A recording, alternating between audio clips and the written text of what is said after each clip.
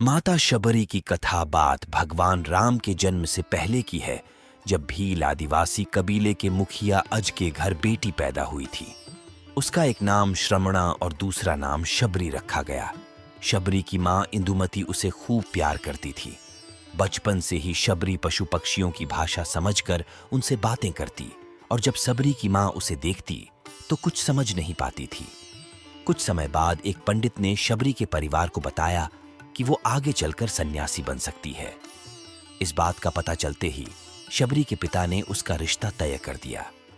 जैसे ही शादी का दिन नजदीक आया, शबरी के घर वालों ने खूब सारी बकरियां और अन्य जानवर घर के पास लाकर बांध दिए। एक दिन शबरी का मां जब उसके बाल बना रही थी तो उसने मां से पूछा, इतने सारे जानवर हमारे घर क्यों लाए गए हैं? मां ने जवाब दिया, बेटी, तुम्हारा विवाह होने वाला है, इसलिए हम लोगों ने इनका इंतजाम बलि के लिए किया है। तुम्हारी शादी के दिन ही बलि प्रथा होगी और फिर इनसे स्वादिष्ट भोजन बनाकर सबको परोसा जाएगा। यह सब सुनकर शबरी दुखी हो गई। काफी देर तक शबरी ने उन जानवरों को आजाद करने के बारे में सोचा। सोचते सोचते शबरी के मन में हुआ कि अगर ये जानवर यहां नहीं होंगे तो इनकी बलि रुक सकती है। ऐसा नहीं हुआ तो मेरे घर से कहीं चले जाने पर ही यह बलि रुकेगी। जब मैं ही नहीं रहूंगी तब न विवाह होगा और न ही बलि प्रथा। इससे मासूम जानवर बच जाएंगे। इसी सोच के साथ जानवरों को रखी गई जगह पर शबरी पहुंची। उसने सोचा कि उन्हें खोल देती हूं, लेकिन वो ऐसा नहीं कर पाई। उसके बाद शबरी जंगल की तरफ भागने लगी। भागते भागते शबरी ऋषिमुख पर्वत पहुंच गई। वहां करीब 10,000 ऋषि रहा करते थे। शबरी को लगा कि वो भी इसी जंगल में किसी तरह ऋषि मुनियों की सेवा करके अपना जीवन जी लेगी। वो चुपचाप उसी जंगल में एक हिस्से में किसी तरह से रहने लगी। शबरी रोजाना ऋषि मुनियों की झोपड़ी के आगे झाड़ू लगाती और हवन के लिए लकड़ियां भी लाकर रख देती। ऋषि मुनियों को समझ नहीं आ रहा था कि जंगल में उनके काम अपने आप कैसे हो रहे हैं। एक दिन शबरी को किसी ऋषि ने देख लिया। उसे देखते ही उसका परिचय पूछा। जैसे ही शबरी ने बताया कि वो भील आदिवासी परिवार से संबंध रखती है, तो उसे ऋषियों ने खूब डांट लगाई। शबरी को इस बात का बिल्कुल भी पता नहीं था कि उसकी जाति छोटी है और उसे ऋषियों द्वारा जाति की वजह अपमान सहन करना पड़ेगा। इतना सब होने के बाद भी शबरी हर ऋषि मुनि के दरवाजे पहुंचती और उनके आंगन में झाड़ू लगाकर उनसे गुरु दीक्षा देने के लिए कहती। हर कोई शबरी को उसकी जाति की वजह से अपने आश्रम से भगा देता था। ऐसा होते होते काफी समय बीत गया। उसके बाद शबरी मतंग ऋषि की कुटिया में पहुंची। वहां पहुंचकर मतंग ऋषि को शबरी ने बताया कि वो उनसे गुरु दीक्षा लेना चाहती है। उन्होंने खुशी खुशी उसे अपने गुरुकुल में रहने दिया और भगवान से जुड़ा ज्ञान देते रहे। शबरी ने भी अपने गुरु मतंग ऋषि की सेवा करने में कोई कसर नहीं छोड़ी। वो गुरुकुल के भी सारे काम करती थी। शबरी से खुश होकर मतंग ऋषि ने उसे बेटी मान लिया था। समय के साथ मतंग ऋषि का शरीर बूढ़ा हो गया। उन्होंने एक दिन शबरी को अपने पास बुलाया और कहा, बेटी, मैं अपना देह त्यागना चाह रहा हूं। बहुत साल हो गए इस शरीर में रहते रहते। शबरी ने दुखी मन से कहा, आपके ही सहारे मैं इस जंगल में रह पाई हूं। आप ही चले जाएंगे तो मैं जीकर क्या करूंगी? आप अपने संग मुझे भी ले जाइए, मैं भी देह त्याग दूंगी। मतंग ऋषि ने जवाब दिया, बेटी, तुम्हें चिंता करने की जरूरत नहीं है। राम तुम्हारी चिंता करेंगे और ध्यान भी रखेंगे। शबरी ने राम का नाम सुनने के बाद पूछा, वो कौन है और उन्हें मैं किस तरह से ढूंढूंगी? मंतग ऋषि ने बताया, राम कोई और नहीं भगवान है। वो तुम्हें सारे अच्छे कर्मों का फल देंगे। तुम्हें उन्हें ढूंढने की कोई जरूरत नहीं है।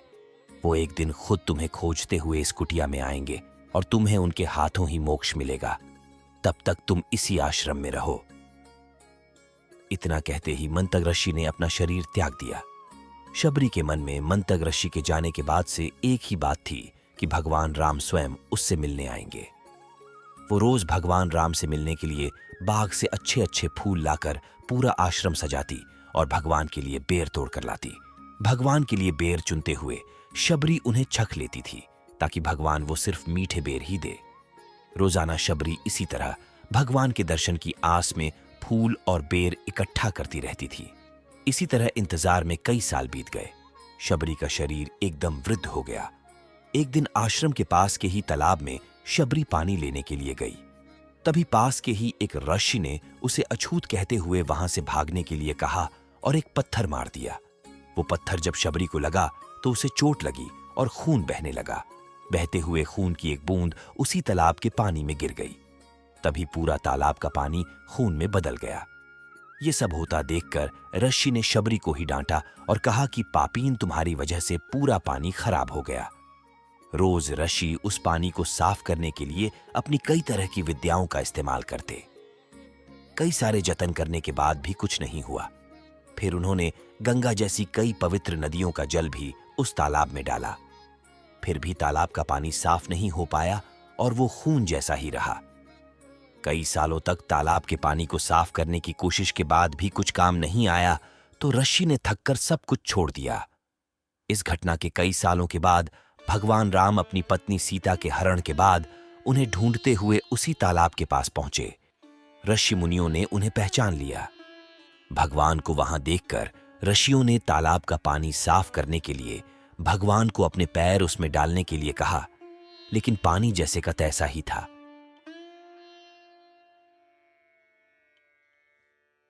और ऋषि मुनियों ने भगवान से भी कई अन्य जतन करवाए, लेकिन वो पानी जस का तस खून जैसा ही रहा।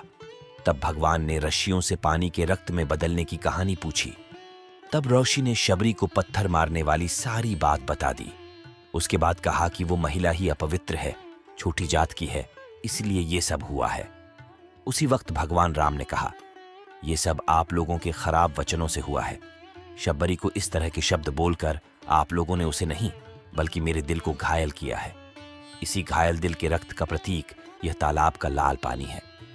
आगे भगवान राम बोले, कहाँ है वो माई, मैं उनसे मिलना चाहता हूं। तब तक शबरी उसी तालाब के पास पहुंच जाती है। इस दौरान शबरी के पैर को ठोकर लगती है और कुछ घूल उस तालाब में गिर जाती है। तभी सारा पानी साफ हो जाता है। भगवान सबसे कहते हैं कि देखिए, आप लोगों ने क्या कुछ नहीं किया, लेकिन पानी साफ नहीं हो पाया।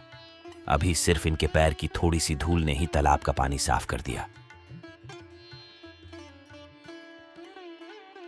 भगवान राम को शबरी पहचान चुकी थी।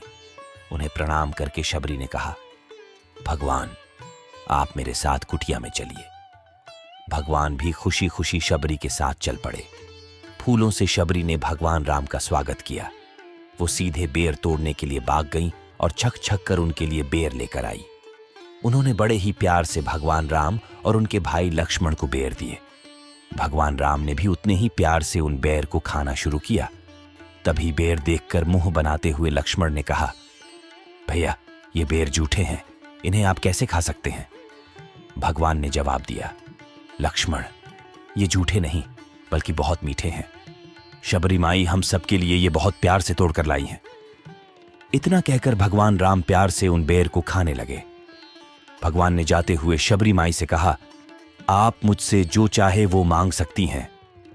शबरी ने उन्हें कहा, मतंग ऋषि के कहने पर मैं आज तक सिर्फ आपके दर्शन करने के लिए जी रही थी। अब आप मुझे मोक्ष प्रदान कीजिए।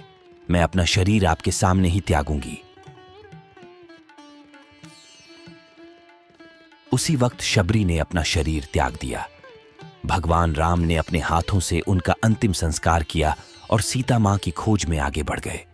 इस तरह से ऋषि मतंग की बात सच साबित हुई और शबरी को भगवान राम के दर्शन भी हुए। तभी से भगवान राम को शबरी के राम भी कहा जाने लगा। कहानी से सीख सच्ची श्रद्धा हो तो भगवान के दर्शन जरूर होते हैं। ज्ञान से भरी ऐसी ही और भी धार्मिक कहानियों को पढ़ने के लिए हमारे चैनल को सब्सक्राइब कर लीजिए। ऐसी पौराणिक कथाएं आपको कहीं नहीं मिलेंगी। जय सिया राम जी।